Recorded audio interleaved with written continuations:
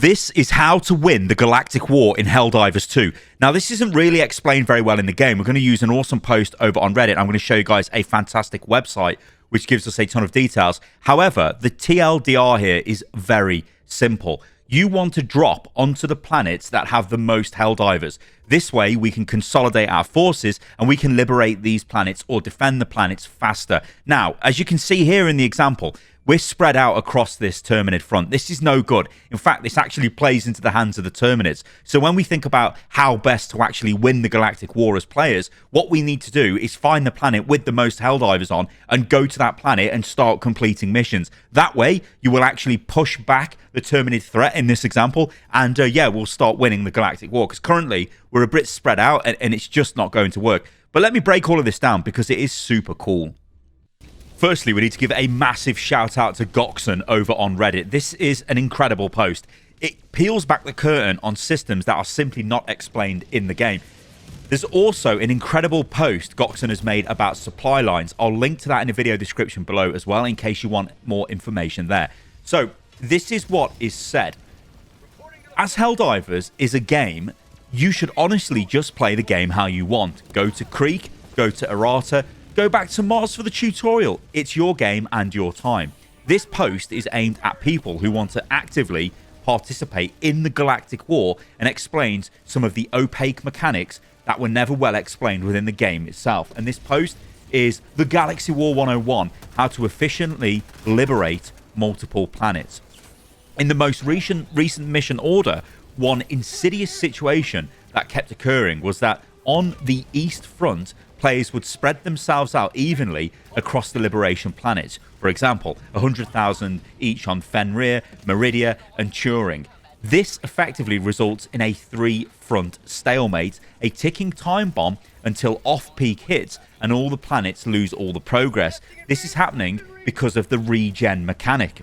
There's also a shout out to Helldivers.io, is a website that shows the progress of all war fronts within the galaxy. Importantly, it also shows the hidden planet regen percent for each planet. This is Helldivers.io. There's a link to this in the video description below. Add this to your bookmarks because this has got a ton of awesome information. You can see in real time what's going on with the Galactic War and where you basically need to go. This is so good, and obviously it shows you the regen percentage of the planets as well. Fantastic stuff. Bookmark this, but let's move on. So let's talk about liberation progress. Players contribute to a planet's liberation progress when they complete operations. Currently, this is set to be 0.0001% to 0.0003% per operation, ranging from operations with one mission to those with 3 missions. This is not affected by number of players completing an operation or the operation's difficulty level. So on average, 100,000 players on a planet tend to contribute around 5% liberation per hour. So with that in mind, let's move on to planet regen. Think of the planet regen as the rate at which a hostile planet is being reinforced or how quickly bugs are spawning. This is a mechanic that can be adjusted by the game master, so hello Joel, at will anywhere between 0% to 20% an hour. It is, as its name implies, each hour the planet's liberation progress will decrease by X percentage per hour, and it is deducted from any progress made by players on that planet. So for example, if a planet has a regen of 4% and there are 100,000 people on it, on average, that means the planet will see a net progress of 1% per hour, 5% from the 100,000 people minus 4% of the planet regen. Typically, the game master sets a relatively high regen rate for bug planets. Currently, this is 5% for each planet. The bot planets have 0% regen. Previously, they had between 0.8% to 1% regen during the last mission order. So I think that's kind of interesting with bugs because it's quite thematic that the Terminids are actually spawning on a planet. But obviously, automatons are being produced in the automaton factories on planets as well. So I don't know, maybe they can have the same mechanic as well, but it's most definitely for balance reasons. So it's all well and good knowing this information, but how can this actually impact us playing the game? Well, using the above knowledge, we can look at how some planets are currently doing as an example. So we can see a bunch of planets here. We've got Fenrir 3, Meridia, Drownpur, I can never say the name of that planet, Turing, and Malevelon Creek. And you can see their percentage, right? And you can see the timestamp when this was taken, and you can see the number of active Helldivers on those worlds. And then the example of Errata Prime is given, and you can see that it's got 70,437 players, and the enemy forces are minus 5% per hour of the planet's health, effectively. Fenrir 3, Meridia, and Turing are all bug planets. Although they each have a lot of people due to the 5% regen on those planets, they are each making relatively little progress between 1 and 2%. This is because on each planet, around 100,000 of the players are just beating back the regen, and only the surplus players are pushing forward the progress. Errata Prime is also a bug planet, and since it has below 100,000 players, no matter how long those 70,000 players stay on the planet, it will never see a single % of progress, since they can't beat the 5% regen. It's why that planet has stayed at 0% for many days. Now that's critical information there.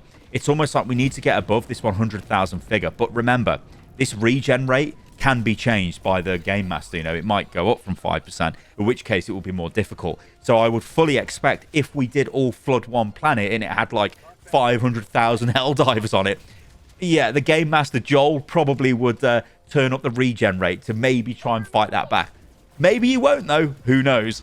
Now we're going to look at two examples, and this is super cool. So the first one is the spread out strategy. So Helldivers across all of the planets. And I'm not going to totally break down this graph. You guys can take a look at this if you like. But essentially what this is showing is after a full day of fighting, you can see towards the bottom, by 360,000 players, they actually end up in a worse place than they were. This is because the players are spread out across the planets. And remember, when Helldivers log off, when you stop playing the game, the planets are regenerating faster because there's less players actually conducting missions to push back that regeneration rate, or in fact go over the regeneration rate to start accruing liberation instead of the planet becoming unliberated, which isn't very democratic, is it? We're all about that managed democracy. So this is really cool, right? This basically means you don't want to spread out.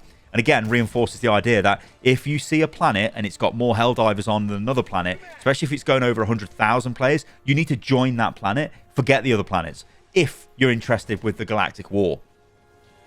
And this is the focus strategy, the strategy of all Helldivers simply going to one world, liberating it, going to the next world, to the next world, to the next world, to the next world, to the next world. Now, this will never happen because players are always going to, you know, there's a lot of reasons why you might just fancy playing against the automatons, right? Or you might want to go to a specific, well, I nearly said map, but basically a specific planet, right? That's all fine, well and good. But if you're honestly just interested in the Galactic War and having your effort go towards that, then just simply pick the planet with the most Helldivers on and go there. It will help with the liberation.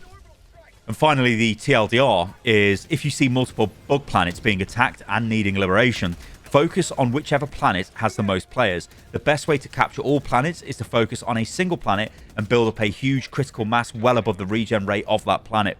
It then says, would you like to know more? Please also see my post here about supply lines and cut off planets. And that is in the video description if you'd like to check that out.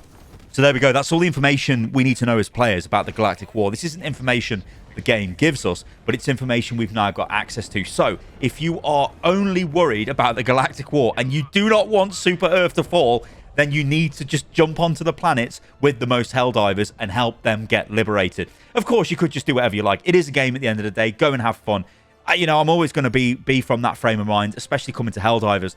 It doesn't matter what the meta loadouts are. Just take whatever you like. Literally anything works at any level, provided you're semi-decent at the game. Yeah, some things make it easier, but some things also make it more fun, don't they? And some days, you might just want to go and fight the automatons because they committed war crimes against Super Earth and we need them to die instead of the Terminid threat, which is trying to take over the galaxy.